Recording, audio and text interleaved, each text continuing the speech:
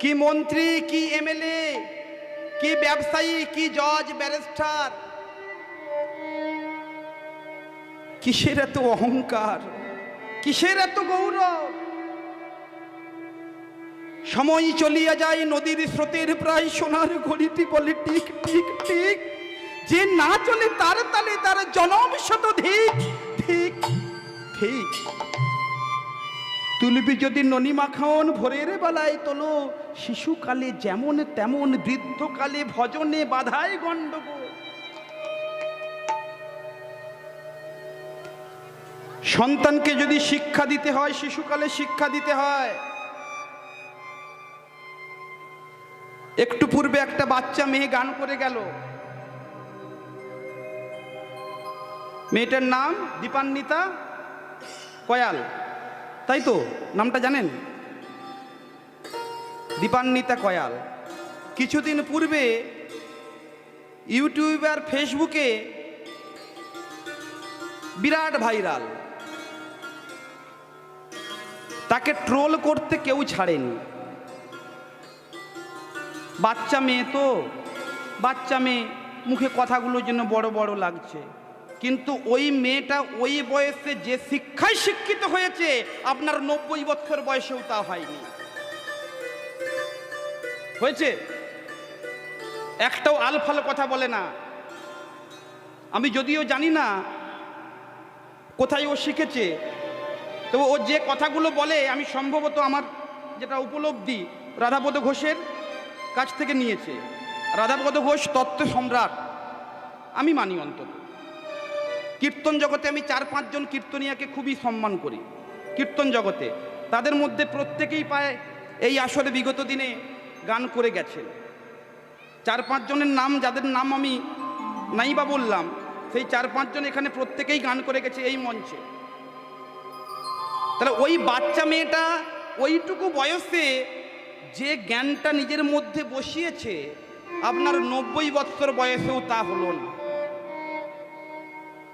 বয়স 30 পেরিয়ে গেছে, গলায় তুলসীর মালা ধারণ করলাম, করেছি? ও মায়েরা, নিজের গলার দিকে একবার প্রত্যেকে হাত দিয়ে দেখুন তো, নাহলে চাদর দিয়ে ঢাকা দিয়ে দিন।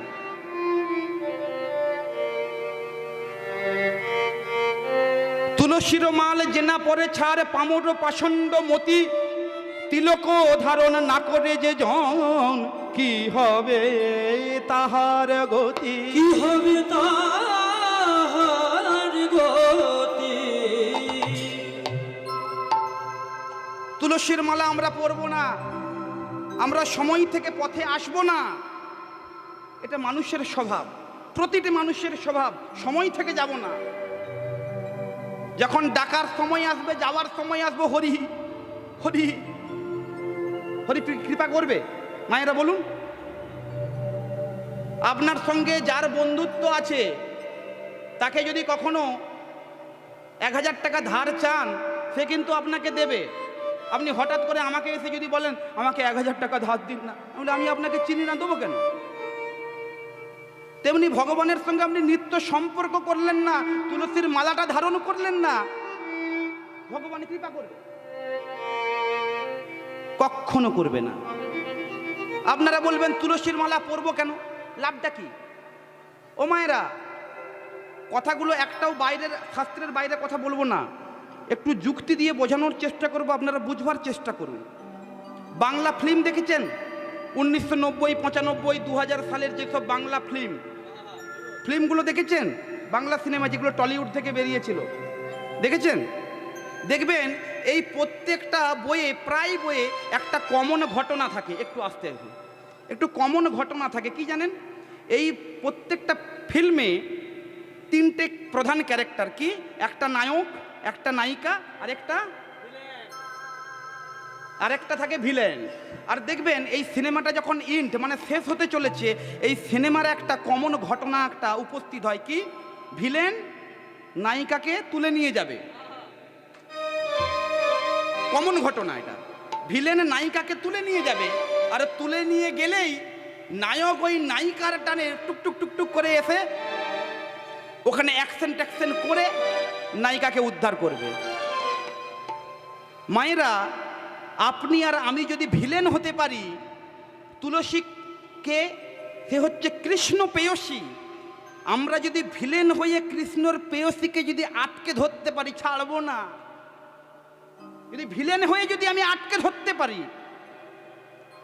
একদিন না একদিন নায়ক রূপী ভগবান একদিন আমার কাছে এসে ছাড়া দেবে দেবে দেবে।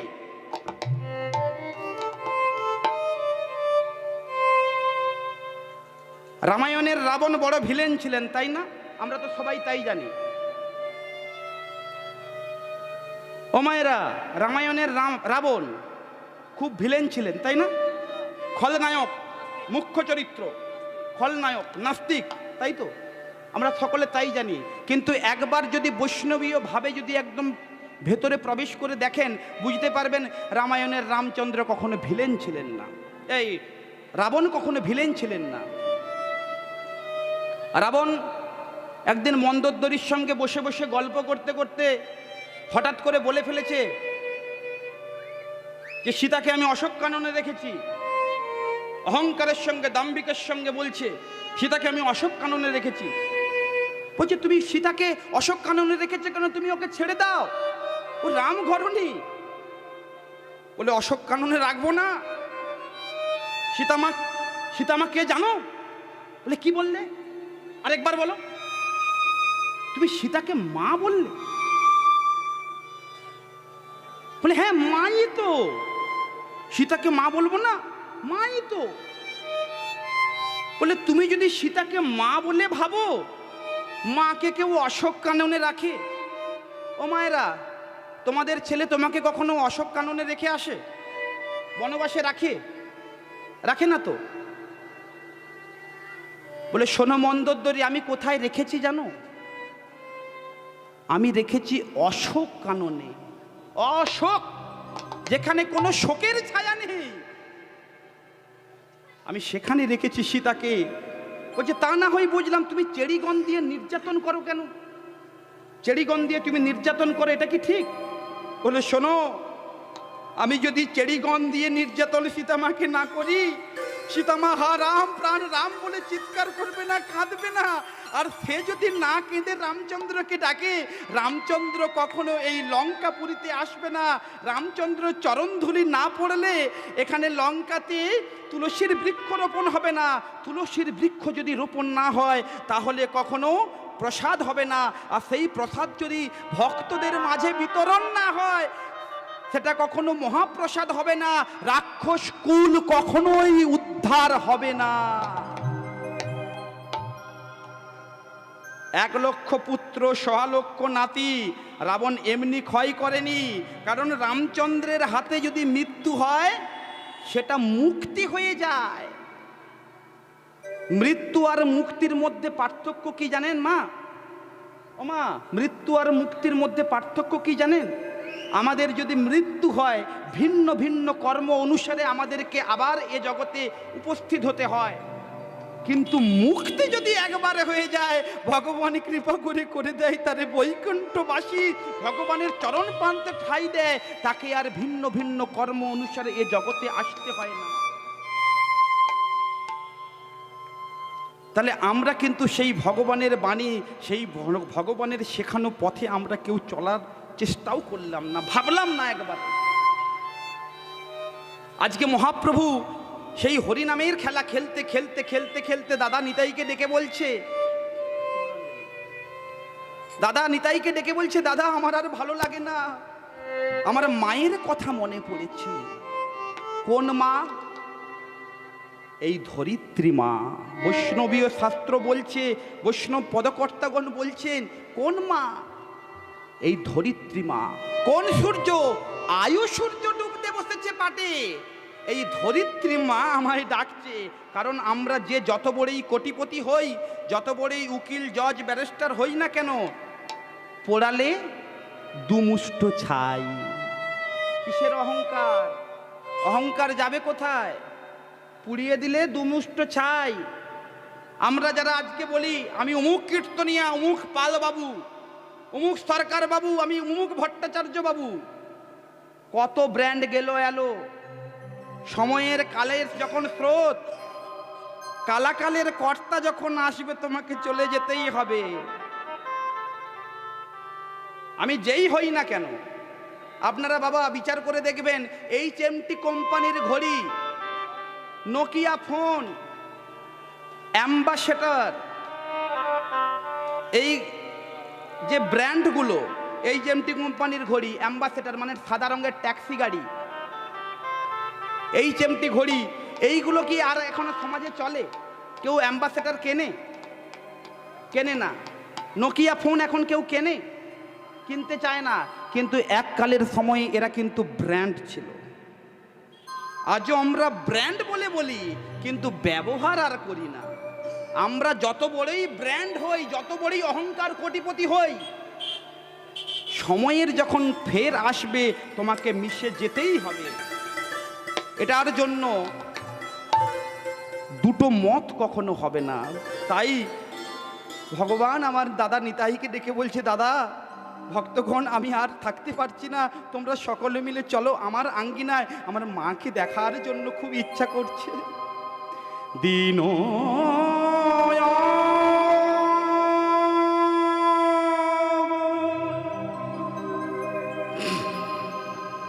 শানো হেরি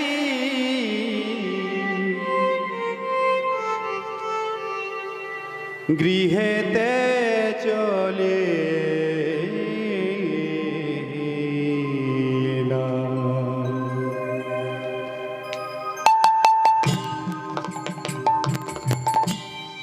দিন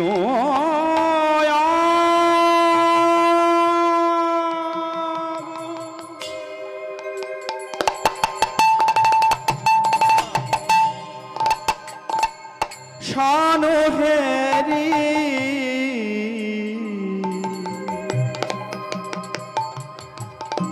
গৃহেতে চলি জননী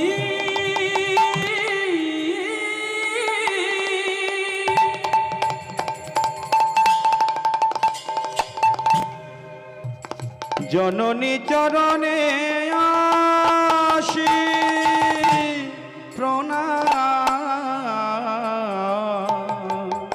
প্রণাম করি।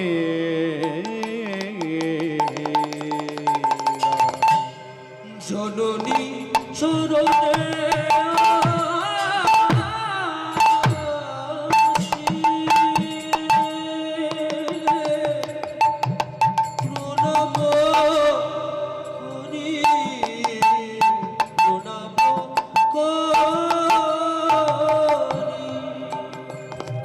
দাদা ভগবান গৌর সুন্দর আজ জগৎজীবকে শিক্ষা দিলে, কোনো কর্মে যাওয়ার পূর্বে আর কোনো কর্ম থেকে বাড়িতে আসার পরে পিতা মাতাকে অবশ্যই অবশ্যই প্রণাম করবে। কারণ হলো ওটা আসল ভগবান। মায়েরা, যুগ তো কলি, আবারও বলি যুগ হলো কলি।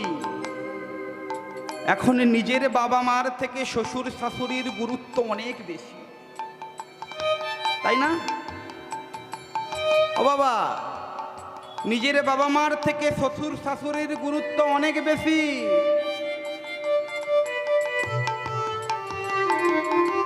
নিজের বাবা মা ভাত পায় না, শ্বশুর বাড়িতে গিয়ে আনন্দে জীবন অতিবাহিত করছে। কিন্তু যে আসল ভগবান, একবার ভেবে দেখুন কত রাত ঘুমায়নি আপনাদের যাদের ছোট্ট ছোট্ট সন্তান আছে, একবার বিচার করবেন। আজ আমিও নিজেও বিচার করি, আমার দুটো সন্তান কত রাত কেটে যাচ্ছে ঘুমাতে না ঘুমিয়ে।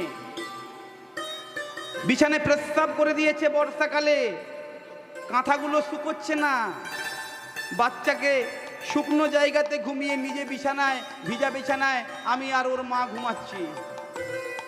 তাহলে এই যন্ত্রণার কথা কাউকে বলে বোঝানো যায়? এই ভালোবাসার কথা বলে বোঝানো যায়? যতই অপরাধ করুক, যতই অত্যাচার করুক, নিজের মা বাবা এরা হলো আসল ভগবান। কিন্তু মানুষ আমরা সেগুলো বোঝার চেষ্টা করি না।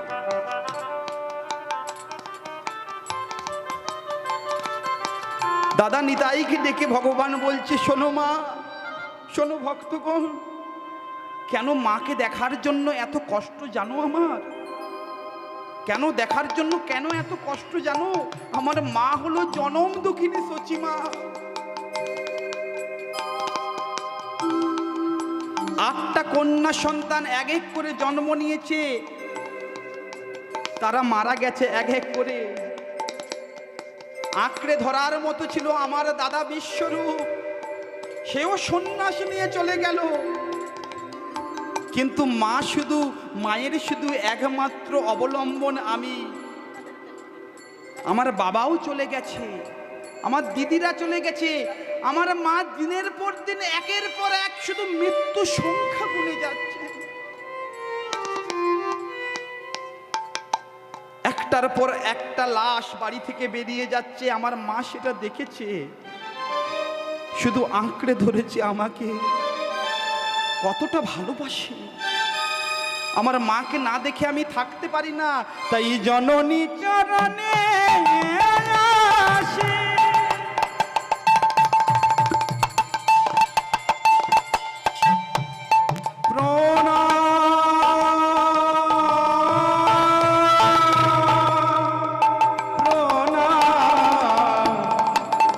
প্রণাম করে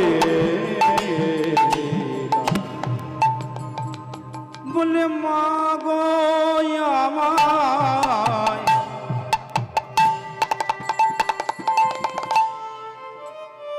ধরো ধরো মা,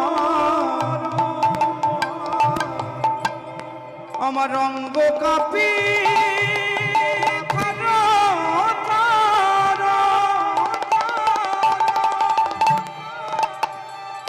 মা গো আমায় ধরো ধরো মা। তখন সচিমা বলছেন, নিমাই তোর সারা অঙ্গে কে ধুলো মাখিয়েছে? এমন সুন্দর সোনার বরণ গৌর রূপে, এমন তপ্ত কাঞ্চন গৌর বরণে কে ধুলো মাখিয়েছে? বল আমি তাকে সাজা দেব।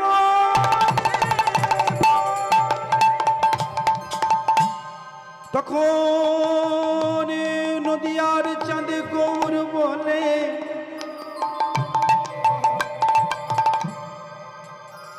বিষ্ণু প্রিয়ার প্রাণবধূ ভক্তগণের চিত চোরা, আমার গৌর বলে, আমার অঙ্গে কেউ ধুলো মাখায়নি মা, আমি একা একা ধুলো মেখেছি।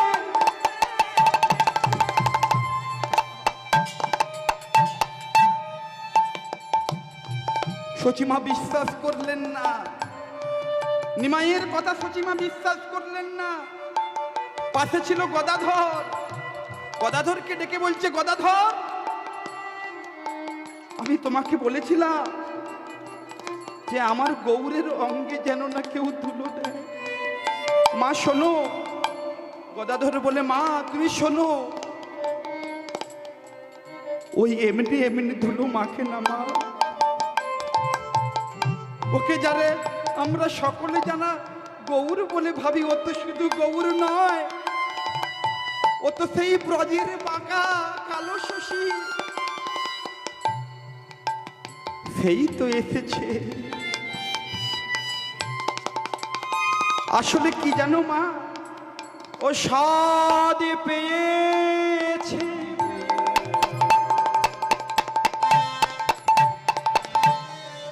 ও স্বাদ পেয়েছে।